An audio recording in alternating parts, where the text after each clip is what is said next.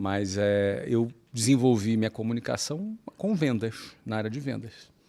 Porque eu sempre fui um cara tímido, sempre fui um cara... Aquele cara que vai numa festa, que vai num lugar e que fica no cantinho ali, não é o cara que puxa muito assunto.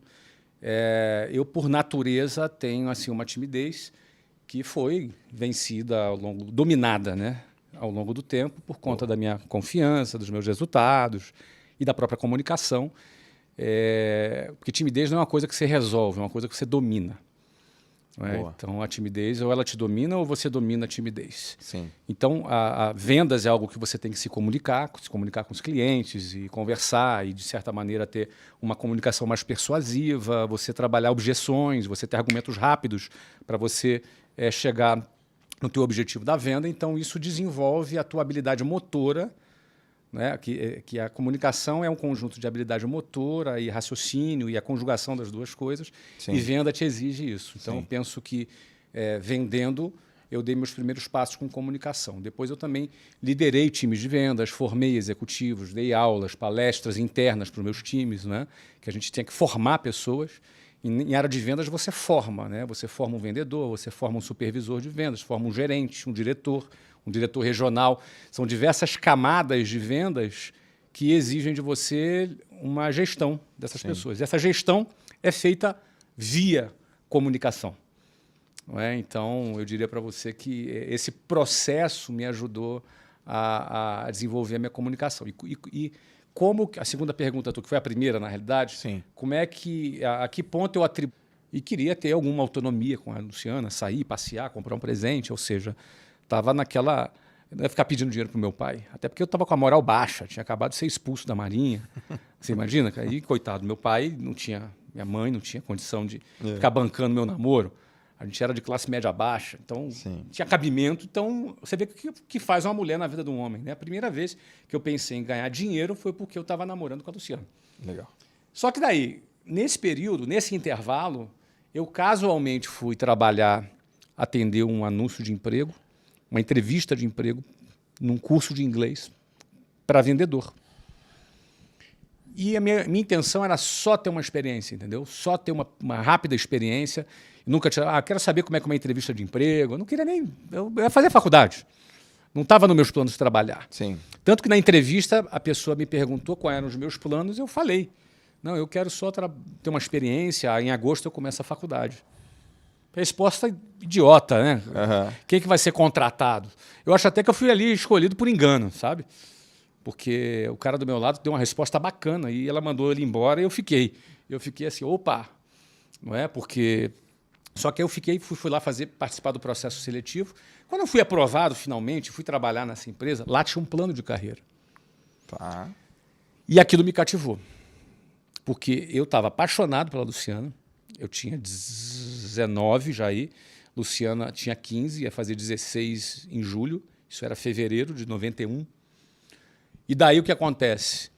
Eu começo a trabalhar e o motor que me moveu foi querer me casar com a Luciana. Eu queria já, naquele momento, me casar, sair de casa, ter uma vida independente, me casar. Aquele era o meu principal objetivo, naquele momento.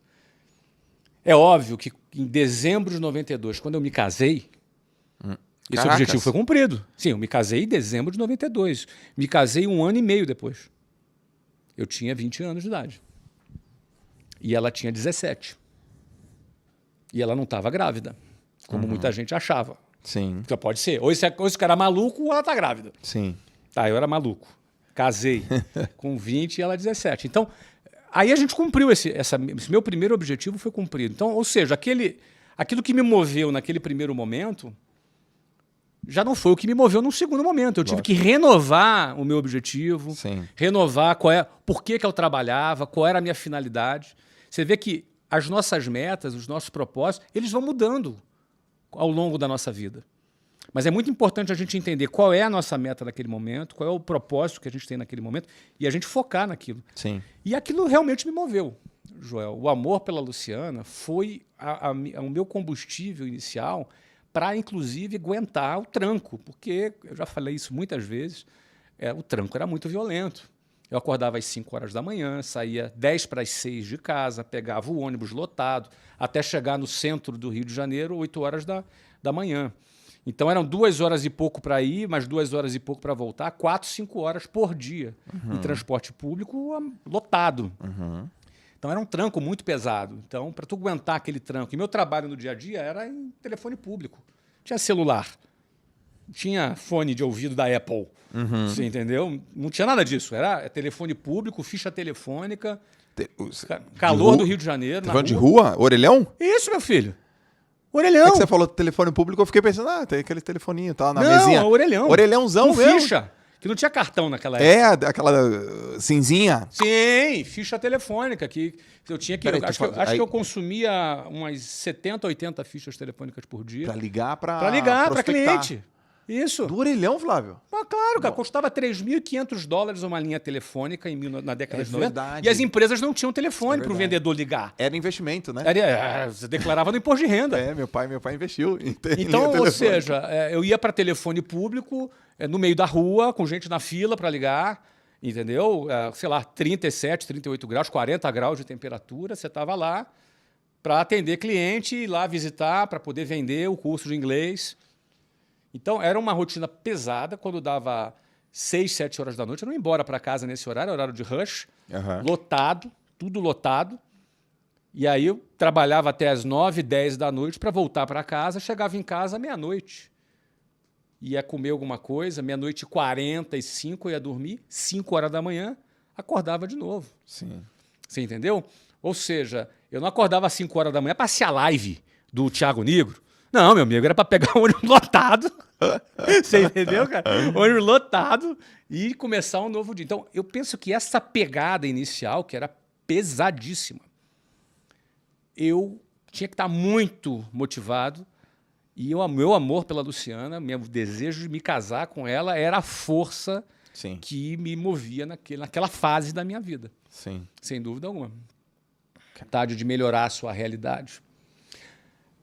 Por que essa característica com quem trabalha com vendas é fundamental? Porque esse é o combustível. Às vezes o cara quer mudar de vida para casar, para dar uma vida melhor para o filho, para dar uma vida melhor para a família. Então, é fundamental que esse cara tenha muita ambição e ele queira muito que a sua empresa seja um instrumento para ele alcançar os objetivos dele. Nessa área, eu não estou preocupado com a experiência dele, não estou preocupado com o currículo dele. Eu não estou preocupado com nada desse cara aí. Para mim, se ele tem um diploma bacana em Harvard ou se ele só tem um ensino médio completo, para mim não faz nenhuma diferença. Para esse cara de vendas. Tá bom. Tá? Por quê? Porque esse cara, os motivos deles é o principal. Para mim, são o principal para a minha escolha. Porque ele pode ter uma formação muito boa e não tem ambição. Esse cara não vai performar, esse cara não vai vender, esse cara não vai atingir os números e as metas que a gente tem estabelecida. O que seria, por exemplo, música para os teus ouvidos que esse cara te fala? Assim? Esse cara que fala. Uma entrevista de trabalho, sim. Duas coisas. Que ele quer muito crescer, tá bom. Está disposto a trabalhar bastante para isso e que ele está muito disposto a aprender. Esse cara tem que ser um cara humilde. O que é humilde? É um cara que é aluno. Ele quer aprender. Tá. Ele quer muito aprender. Ele tem muita vontade de crescer, disposição para trabalhar e disposição para aprender. Porque esse cara vai ser treinado, a formação quem vai dar somos nós. Nós não temos... eu fiz curso tal lugar. Tudo bem, beleza. Mas aqui é formação que é a gente que vai dar. Sim.